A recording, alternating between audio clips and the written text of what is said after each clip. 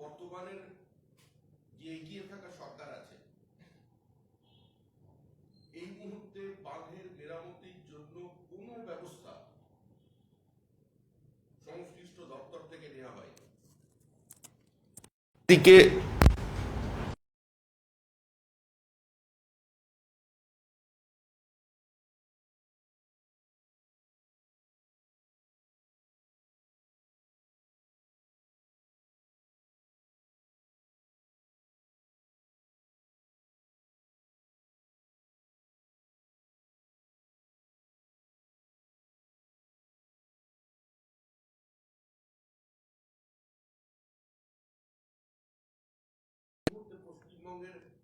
উপকূলবর্তী মানুষ, এমনকি প্রত্যন্ত নদীর পার্শ্ববর্তী অঞ্চলে বসবাসকারী মানুষ কি ধরনের দুর্যোগের শিকার হয়েছেন। আজকে অবিলম্বে সরকারকে বিষয়ে কোনো ব্যবস্থা নেবার জন্য আমরা আমাদের দলের পক্ষ থেকে আবেদন জানাচ্ছি। কিন্তু দুর্ভাগ্য এটাই, এই সরকার যারা বারবার কেন্দ্রের বঞ্চনার কথা বলে চলেছেন, এই সরকার যারা এই মুহূর্তে বিভিন্ন ধরনের পলিটিক্যাল অ্যাডভেঞ্চারিজম, পলিটিক্যাল ট্যুরিজমে ব্যস্ত হয়ে আছেন, যারা পশ্চিমবঙ্গের মানুষের সমস্যাটাকে মানুষকে থেকে দূরে সরিয়ে রাখবার জন্য বিভিন্ন সময় আজকে বিভিন্ন নির্বাচন, বিভিন্ন আন্দোলনের নামে একটা বিভ্রান্তি তৈরি করতে চাইছেন সমাজের মধ্যে, তারা আজ পর্যন্ত এই রাজ্যে এই যে কিছুদিন আগে জনগণের ট্যাক্সের টাকায় এত বড় শিল্প সম্মেলন হয়ে গেল, সেখানে আমরা দেখেছি যে অনেক হাজার হাজার কোটির ঘোষণা হলো, কিন্তু যারা ওখানে প্রস্তাব রেখেছিলেন আজ পর্যন্ত তাদের সঙ্গেও সেইভাবে সংশ্লিষ্ট দফতর থেকে বা আমাদের রাজ্যের কোনো সচিব যোগাযোগ করছেন না। দীর্ঘদিন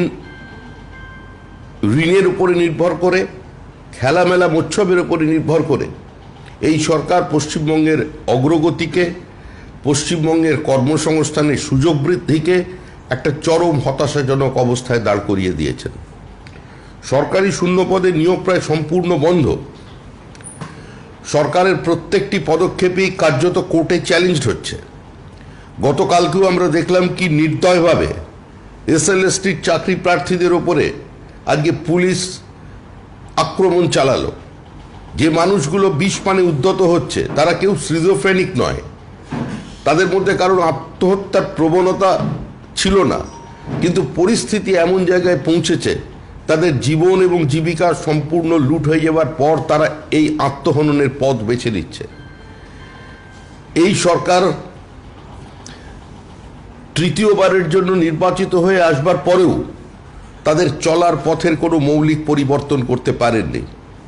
মিউনিসিপ্যালিটি কর্পোরেশনগুলো আজকে এমন জায়গায় পৌঁছেছে যে নতুন করে কন্ট্রাক্টররা টেন্ডার ফ্লোট করবার পরেও কেউ পার্টিসিপেট করছেন না, কারণ বহু কন্ট্রাক্টরের, বহু ঠিকাদারের আজকে তারা কেউ উপযুক্ত সময়ে তারা তাদের টাকা পাচ্ছেন না।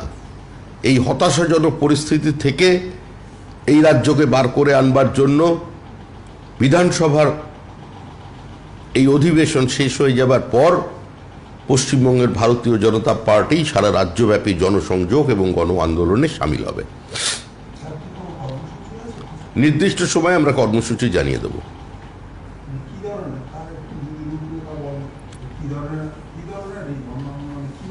পশ্চিমবঙ্গের মানুষ আন্দোলন কিভাবে হয় জানেন? মানুষের কাছে পৌঁছানোর জন্য পথসভা, জনসভা, গ্রুপ মিটিং, মিছিল, ধর্না, অবরোধ যেগুলো করবার পশ্চিমবঙ্গের মানুষ সেটা জানেন। যে পদ্ধতিতে রাজনৈতিক দল তাদের দাবি দেওয়া আদায় করবার জন্য বা নির্দিষ্ট সরকারের ব্যর্থতার বিরুদ্ধে আন্দোলন করে, সেই আন্দোলন শুরু হবে। আমরা শুধু উত্তরবঙ্গের কথাটা এই কারণেই বললাম, আমি তো বলছি উপকূলবর্তী বিভিন্ন জেলায় বিভিন্ন প্রাকৃতিক দুর্যোগে সরকারের কতটা নাজেহাল অবস্থা এবং কত অপরিণামদর্শিতা সেটা প্রতিবারে আমরা প্রমাণ পাচ্ছি। দুর্যোগ হলে তার আগাম ব্যবস্থা নেবার কোনো পরিকল্পনা নেই। দুর্যোগের সঙ্গে সঙ্গে কেন্দ্রের কাছে দাবি এবং তারপর থেকে মানুষগুলোকে উদ্ধার না করে কেন্দ্র বঞ্চনার স্লোগান এবং আন্দোলন। আমরা এই পরিস্থিতির অবসান চাই। উত্তরবঙ্গের কথা এ কারণেই বলা হয়েছে যে উত্তরবঙ্গের চোখের জল যারা বারবার মুছিয়ে দিয়েছিলেন, যাদের আমলে নতুন করে উত্তরবঙ্গে উন্নয়নের বন্যা বয়ে গেছে, সেই উত্তরবঙ্গের জন্য উত্তরবঙ্গ উন্নয়ন পর্ষদের জন্য যে টাকা ধার্য করা হয় তার 40% টাকাও এখনো পর্যন্ত রাজ্য সরকার খরচ করতে পারেনি। উত্তরবঙ্গ উন্নয়ন করবার নামে যে উত্তরকন্যা গঠিত হবার পরেও সেখানে কোনো মন্ত্রীর দেখা নেই, কোনো সচিবের দেখা নেই। আমাদের বক্তব্য হচ্ছে তাদের এই বঞ্চনার জন্য, তাদের অনুন্নয়নের জন্য, মানুষের সঙ্গে প্রবঞ্চনার জন্য এবং বিভিন্ন সময় বিভিন্ন জনগোষ্ঠীকে বোর্ড তৈরি করা, কখনো তাদের এক একজনকে নতুন নতুন করে সামনে নিয়ে এসে অবিভক্ত জাতীয় জনসমাজকে আজকে ভেঙে টুকরো করবার যে বিভাজনের রাজনীতি তৃণমূল কংগ্রেস করেছে, তার জন্য উত্তরবঙ্গ এবং পাহাড়ে অস্থিরতা তৈরি হচ্ছে।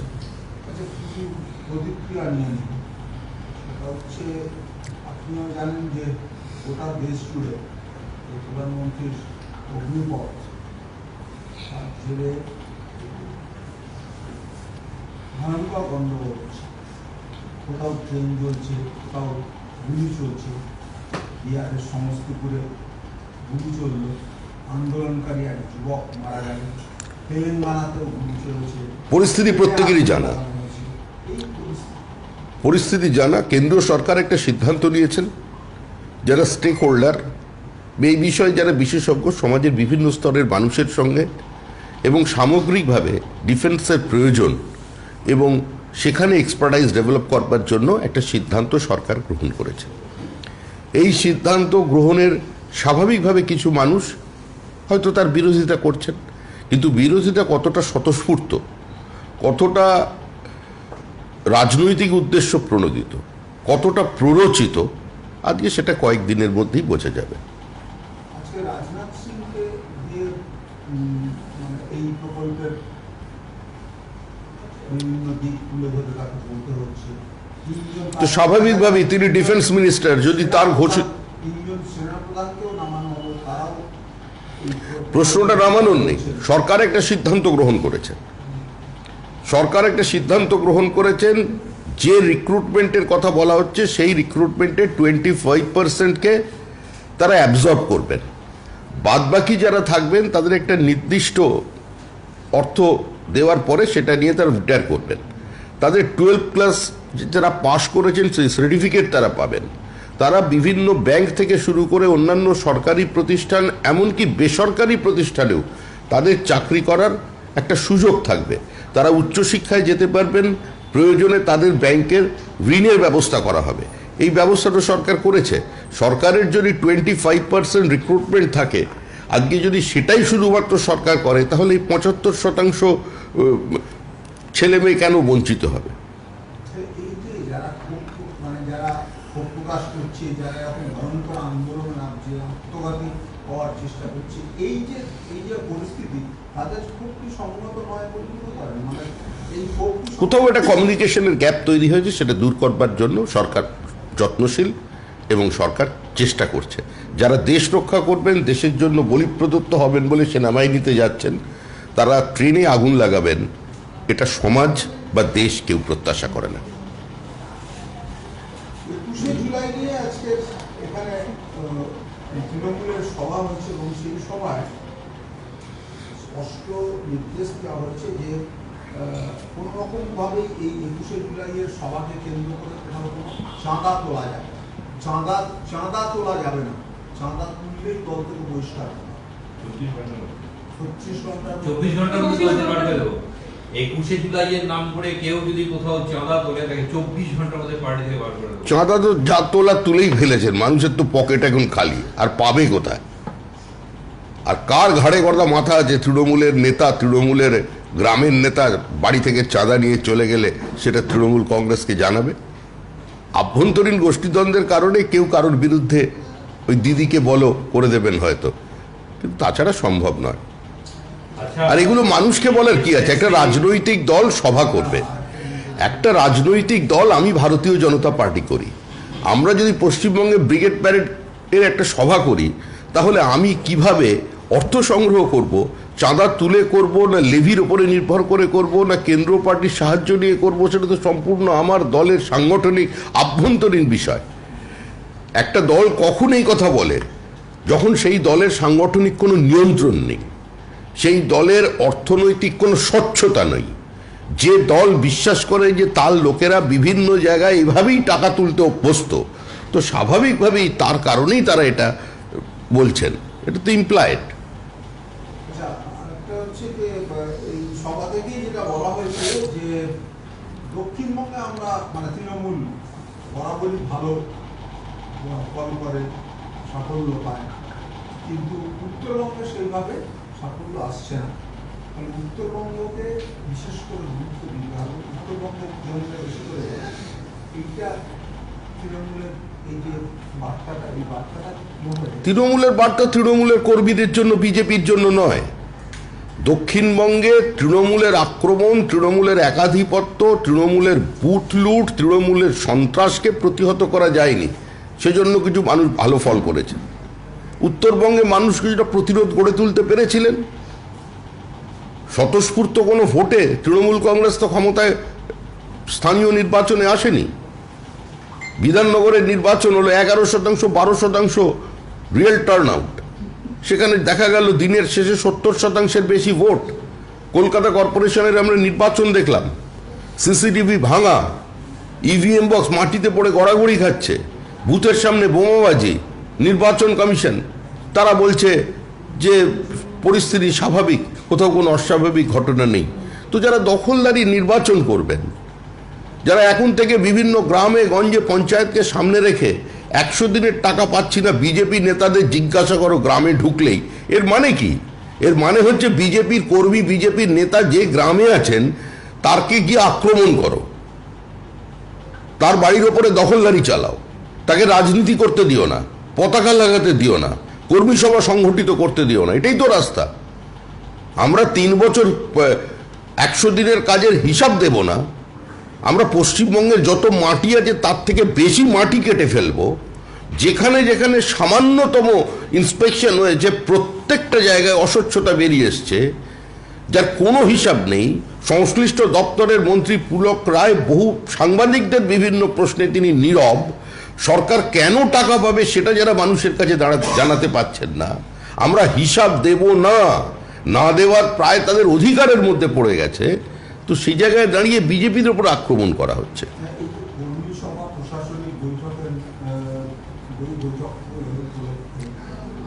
প্রথমে জঙ্গলমহলে গেলেন মুখ্যমন্ত্রী, তারপরে উত্তরবঙ্গে গেলেন, এখন 21শে জুলাই সভা থেকে এই জঙ্গলমহল এবং উত্তরবঙ্গকে যে বিশেষ নজর দেওয়ার কথা বলা হচ্ছে, এটা কি 21-এর ভোটে বিজেপির এই জায়গাগুলোতে যে সাফল্য, এখন থেকে 24-এর জন্য প্রস্তুত হওয়া, বিজেপি প্রস্তুত হওয়া, সেগুলোকে মাথায় রেখে এটা কি করা হচ্ছে বলে মনে হচ্ছে?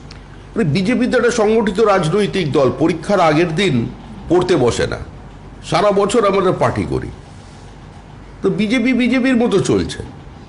আমাদের অবস্থান অত্যন্ত স্পষ্ট, যত কিছু চেষ্টা তৃণমূল চালিয়ে যাক, 2024 সালে যে নির্বাচন আসছে তাতে 24-এর পর থেকে বিজেপির আসন সংখ্যা গোনা হবে।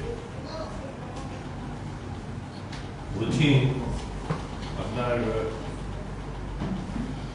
ইয়েতে এসএসসি যতগুলো মামলা হয়েছে আজ পর্যন্ত, সমস্ত মামলায় সিবিআই এর যে সিট, সিবিআই এর সিট, নট সিবিআই এর সিট সমস্ত মামলার তদন্ত করবে, আজকে নির্দেশ দেওয়া হয়েছে কোর্টের।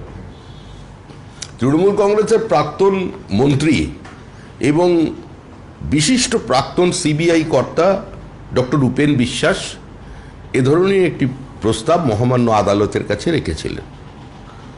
তো কার্যত তার প্রস্তাবেই শিলমোহর লাগিয়ে দিল হাইকোর্ট। মানুষ চায় দ্রুত এই তদন্ত সম্পন্ন হোক, মানুষ চায় যারা প্রকৃত চাকরি পাওয়ার দাবিদার তাদের চাকরিটা হোক, এবং এই 3.5 লক্ষের বেশি যে শূন্য পদ দীর্ঘদিন ধরে আছে সেখানে পূরণ হোক। কারণ স্কুলে কার্যত শিক্ষক নেই, বারবার ছুটি বাড়িয়ে দেওয়ার অন্যতম কারণ সেটাই। সম্পূর্ণভাবেই রাজ্য সরকারি স্কুলগুলোর চরম দৈন্যদশায় পৌঁছে গেছে। এমন জায়গায় পৌঁছেছে আজকে গোটা ব্যবস্থাটা যে যারা ফেল করেছেন তারা রাস্তায় নেমে আন্দোলন করছেন আমাদের পাশ করাতে হবে। এই যে পরিস্থিতি, এটা গত 11 বছরে তৃণমূল কংগ্রেসের অবদান। এই যে সিবিআই এর মানে গঠন করার কথা বলা হচ্ছে, বললো আদালত চাইছে দ্রুত মামলার নিষ্পত্তি হোক। আদালত দেখতে পাচ্ছে যে সিবিআই এর কাছে অতিরিক্ত মামলা জমা পড়ে গেছে, সেজন্য আদালত চাইছে যে এক বিশেষ এই বিষয়গুলোর ওপরে একটা টিম তৈরি হোক, যে তারা সেটাতেই কনফাইন থাকুক। তদন্তের গতি প্রকৃতিকে একটু ত্বরান্বিত করবার জন্য আদালতেই নির্দেশ দিয়েছেন। আদালতের বিষয়তে আমাদের কিছু বলার নেই। আমরা চাই সত্য উদ্ঘাটিত হোক। মানুষ চাইছেন এই দীর্ঘসূত্রিতা এটা বন্ধ হোক। সেখানে রিভিউ করছি যে এটা তো মনে করার কোনো কারণ নেই যে সিবিআই এর মতো একটা সংস্থা, কেন্দ্রীয় তদন্তকারী সংস্থা, তার যোগ্যতা, তার দক্ষতা, এটা নিয়ে তো প্রশ্ন তোলার কোনো মানেই হয়। তো সেই জায়গা থেকে তার সেখানেও সিট করতে হচ্ছে। এটা তো স্বাভাবিকভাবেই তদন্ত প্রক্রিয়া যদি প্রলম্বিত হয়ে যায়, কেন হচ্ছে সেটাই তো প্রশ্ন। কেন হচ্ছে তার কারণ হচ্ছে এখানে এত মামলা নিয়ে সিবিআই করবে কি? তাদের তো প্রতিদিন একটা করে নতুন মামলা আসছে। এর জন্যই তো আমরা দাবি করেছি যে রাজ্য সরকার একটা বিশেষ দফতর খুলুক, হাইকোর্ট দফতর তাদের মন্ত্রকের। হাইকোর্টের সামনে সেইটা বসিয়ে দিক একটা মন্ত্রণালয়, আর সিবিআই তাদের হেড অফিস কলকাতায় নিয়ে চলে আসুন। এখন তো সবেমাত্র শিক্ষা দপ্তর শুরু হয়েছে, এরপরে যদি ইরিগেশনের জন্য কেউ মামলা করে, যদি আমাদের পরিবেশ দপ্তর নিয়ে, বন দপ্তর নিয়ে, যদি সেখানকার রিক্রুটমেন্ট নিয়ে মামলা হয়, যদি পুলিশ রিক্রুটমেন্ট নিয়ে মামলা শুরু হয়, তাহলে সেখানেও আবার একটা করে সিবিআই তদন্তের দাবি তৈরি হবে এবং কোর্ট সেই দাবিকে গ্রহণ করবে। কোর্টের গতি প্রকৃতি দেখে যেটা বোঝা যাচ্ছে, কারণ পুরো ব্যাপারটাই অস্বচ্ছ। দুর্নীতি আর নিয়োগ আর তৃণমূল মিলেমিশে একাকার হয়ে গেছে। সেটা তো এখন আজকের এই পরিস্থিতি সিবিআই এর হাতে পড়ে থাকা মামলা, বকেয়া মামলা, সারদা মামলা। সিবিআই কতটা এফিশিয়েন্ট, কতটা সফল, কতটা ব্যর্থ, এটা চর্চার বিষয় নয়। সেটার জন্য আদালতের দরজা খোলা। সিবিআই যদি তদন্ত করতে না পারে, সিবিআই এর ব্যর্থতা নিয়ে কেউ আদালতে গিয়ে প্রশ্ন তুলতে পারেন, কিন্তু আসল প্রশ্ন সিবিআই এর দেরি বলে আসল প্রশ্ন এড়িয়ে যাওয়া যায় না যে সিবিআই তদন্তে এখনো পর্যন্ত সাফল্য পায়নি বলেই দুর্নীতিটা হয়নি, এটা প্রতিষ্ঠিত হয়ে যায়। এতে তৃণমূলের আনন্দ পাওয়ার কোনো কারণ নেই, তাদের আনন্দে নৃত্য করবার মতো কোনো কারণ নেই। দুর্নীতি হয়েছে, এটা জনমনে প্রতিষ্ঠিত, এবং দুর্নীতি হয়েছে এটা আদালত বলছে, আদালত স্বীকার করেছে, এবং এ রাজ্যের প্রশাসনের সম্পূর্ণ রাজনীতিকরণ হয়ে গেছে, সেটাও আদালত মেনে নিয়েছে। এ রাজ্যের পুলিশই তৃণমূল এবং তৃণমূলই পুলিশ, কোনো তদন্ত নিরপেক্ষ সম্ভব নয়, সেটা আদালত মেনে নিয়েছে। আর সে কারণেই বারবার বিভিন্ন সংস্থার উপরে তদন্তের দায়িত্ব তারা দিচ্ছেন। গতকাল এসএনএসটি যে চাকরি প্রার্থী তাদেরকে গ্রেফতার করা হয়েছিল এবং সেখান থেকে আজকে তাদেরকে আবার আদালতে তোলা হয়। তো গ্রেপ্তার করলে তো আদালতে তুলতেই হবে। তাদেরকে হঠাৎ এসে নোটিশ দেওয়া, তারা 70 দিন ধরে টানা অনশন করছে এবং চাকরির দাবি নিয়ে। তাদেরকে চাকরি দেওয়া হঠাৎ করে তাদেরকে পুলিশ এসে বাধা দিয়ে তাদেরকে বলে যে নোটিশ দেয় যে উঠে যাওয়ার জন্য 10টা থেকে। তারা চলে যাবে লাইট অ্যান্ড সাউন্ড দেখতে দক্ষিণেশ্বরে, ওখানে গিয়ে স্কাই ওয়াকে হাঁটবে, তাহলেই তাদের পেট পড়ে যাবে। আন্দোলন করবার প্রয়োজন নেই। অগ্নিপথ নিয়ে দেশ জুড়ে যা চলছে, অগ্নিপথের ভবিষ্যৎ কি? কৃষি বিলের মতো অগ্নিপথের ভবিষ্যৎ? কৃষি বিল একটি সম্পূর্ণ ভিন্ন বিষয়, এবং আমরা এটা বিশ্বাস করি অদূর ভবিষ্যতে যে কৃষি বিল নিয়ে আসা হয়েছিল, যারা স্টেক হোল্ডার আছেন তাদের মধ্যে অনেকাংশে কিছু বোঝবার ভুল ছিল। আজকে বহু মানুষ যারা সেদিন আন্দোলনে সামিল হয়েছিলেন, তারা আজকে মনস্তাপ করছেন, কার্যত প্রায়শ্চিত্ত করছেন। সুতরাং কৃষি বিল যা এসেছিল সেটাই ভবিষ্যৎ ভারতবর্ষের কৃষি নীতি হিসেবে প্রতিষ্ঠিত হবে। এবং আজকে যে ক্ষণিকের কমিউনিকেশন গ্যাপের কারণে কিছু চাকরি প্রার্থী তারা আন্দোলন করছেন, এটা দুর্ভাগ্যজনক। কিন্তু এই আন্দোলনকে দমনপীড়ন নীতির মধ্যে দিয়ে বন্ধ করে দেওয়া যাবে না। সরকার নির্দিষ্ট আলাপ আলোচনার মধ্যে দিয়ে যে সামান্য ভুল বোঝাবুঝি তৈরি হয়েছে সেটা মিটিয়ে নিয়ে সমস্ত দল, সমস্ত রাজ্য সরকারকে সঙ্গে নিয়ে এটাকে বাস্তবায়িত করবার চেষ্টা করবে। স্বাভাবিকভাবেই আছে। কিছু মানুষ তো ভুল বুঝেছেন। মানুষ তখনই প্ররোচিত হয় যখন সে কনফিউজ থাকে। যারা ভেবেছিলেন যে আমরা দীর্ঘ 2 বছর ধরে রিক্রুটমেন্ট হয়নি, আমরা শরীরচর্চা করেছি, আমরা যা যা প্রয়োজনীয় জিনিসপত্র লাগে আর কি ওই চাকরিটি পেতে গেলে তার জন্য যথেষ্ট প্রিপারেশন নিয়েছি, কিন্তু তারপরে আমাদের ভবিষ্যৎটা অনিশ্চিত হয়ে যাচ্ছে। তাদের একটা বেসিক ভুল হচ্ছে যে প্রয়োজন যদি যে সংখ্যাটা প্রয়োজন আছে, যেটা শূন্য পদ আছে, এখানে কিন্তু তার থেকে 75% বেশি নেওয়া হচ্ছে, তার 3 গুণ মানুষকে অতিরিক্ত নেওয়া হচ্ছে, তাকে 4 বছরের জন্য একটা সুযোগ নিচ্ছে, তাকে জোর করে কেউ তো আর বাধ্য করছে না ডিফেন্সের চাকরি করবার জন্য, বা এখানে আমাদের দেশে ডিফেন্স সার্ভিসটা ম্যান্ডেটরি নয় 10 ক্লাস বা 12 ক্লাস পাস করবার পরে। এখন সরকার বিভিন্ন সেনা অফিসারের সঙ্গে যারা দীর্ঘদিন সৈনিকদের মধ্যে কাজ করছেন তাদের সঙ্গে নিয়ে একটা দীর্ঘকালীন আলাপ আলোচনার মধ্যে একটা পদক্ষেপ নিয়েছে। সেখানে যদি কিছু বিভ্রান্তি তৈরি হয়ে গিয়ে থাকে, সেখানে কেউ যদি কাউকে প্ররোচিত করে থাকে, আমরা চাই যেহেতু এটা অত্যন্ত স্পর্শকাতর বিষয়, দেশের আভ্যন্তরীণ এবং দেশের সীমান্তের নিরাপত্তার বিষয়, সেখানে সমস্ত রাজ্য সরকার, সমস্ত রাজনৈতিক দল, কেন্দ্রীয় সরকার এবং অন্যান্য যারা স্টেক হোল্ডার আছেন তারা একযোগে বিষয়টি নিয়ে আলাপ আলোচনা করে জিনিসটাকে মিটিয়ে ফেলবেন। আজকে বিধানসভায় বিরোধী দলনেতা শুভেন্দু অধিকারীকে স্বাধিকার ভঙ্গের অভিযোগ এনেছেন, স্বাধিকার ভঙ্গের অভিযোগ এনেছেন। ওটা স্পিকার বুঝবেন আর বিরোধী দলনেতা বুঝে নেবেন। তৃণমূল কংগ্রেস তো আমি আবার বলেছি স্যাস, শুভেন্দু অধিকারী সিন্ড্রোম। শুভেন্দুকে দেখলেই তৃণমূলের একটা স্নায়ুরোগে লোকে আক্রান্ত হয়ে পড়েন। একজন বিরোধী দলনেতা সে নিজের রাজ্যের বিভিন্ন জায়গায় অবাধ শান্তিপূর্ণভাবে ঘুরতে পারবেন না, নিজের নির্বাচনী কেন্দ্রের মধ্যে তাকে বিভিন্ন সময় বিভিন্নভাবে একটা অস্বস্তিকর অবস্থায় ফেলে দেওয়ার চেষ্টা হবে। তাকে দেখলে ছাত্র সংগঠন তার মানে বাপ 14 পুরুষকে তুলে অশালীন ভাষায় গালিগালাজ করবে। এটা তো চলতে পারে না।